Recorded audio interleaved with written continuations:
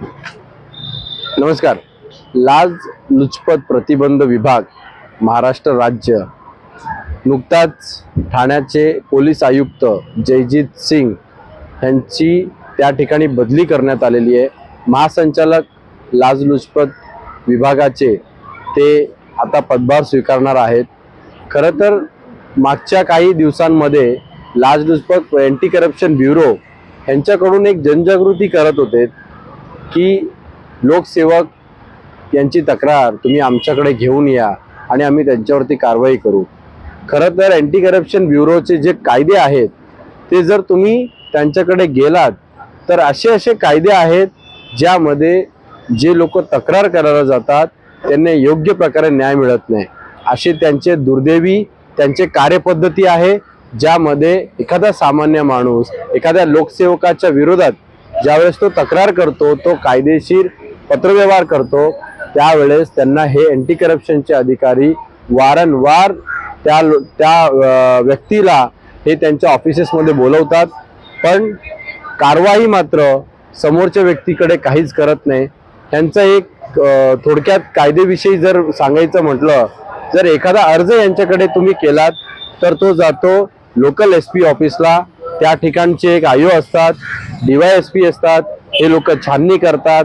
त्याच्यानंतर यांचं असं म्हणणं असतं की आमच्या SP साहेबांची मंजुरी पाहिजे. मग पोलीस अधीक्षक म्हणजे यांचे SP साहेब जे आहेत यांच्याकडून ज्यावेळेस तो अहवाल परत त्यांच्याकडे सादर केलेलं जातं, त्याच्यानंतर परत हे लोक म्हणतात की आम्हाला आता महासंचालक यांच्याकडे हे सगळे पत्रव्यवहार पाठवावे लागतील, त्यांची मंजुरी घ्यावी लागणार आहे. म्हणजे प्रत्येक एक यांना कारवाई करण्यासाठी यांच्या वरिष्ठांची ज्या पद्धतीची यांची मंजुरी लागते त्यासाठी यांना वर्षानुवर्ष लागतात.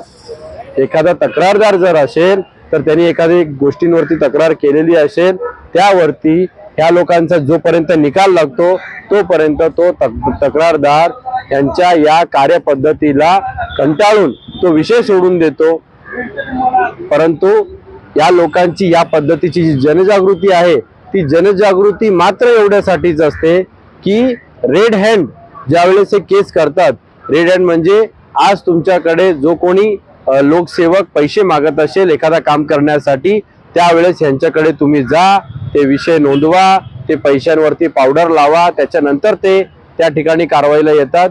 ते एकमेव कारवाई अशी आहे की त्याच्यावरती हे लोक खूप मोठ्या प्रमाणात कारवाई करण्याची यांची मानसिकता ठेवतात.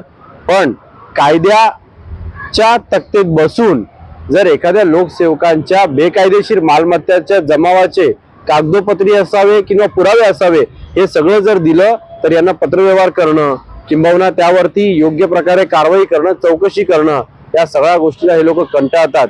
पण माझा थेट सवाल महासंचालक यांनाच असेल की साहेब, ज्या वेळेस तुमच्याकडे पूर्ण माहितीशीर लोक येत असतात त्याच्यावरती पेपरवर्क करून तुम्ही कारवाई का करत नाही?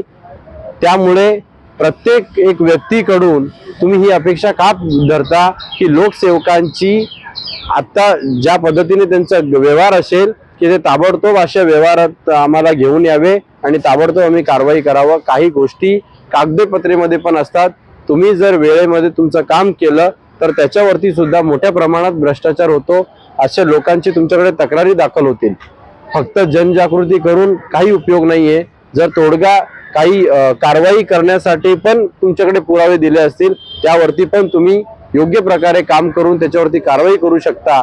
ह्याच्यावरती तुमच्या अधिकाऱ्यांचं एक मार्गदर्शन तुम्ही केलं पाहिजे.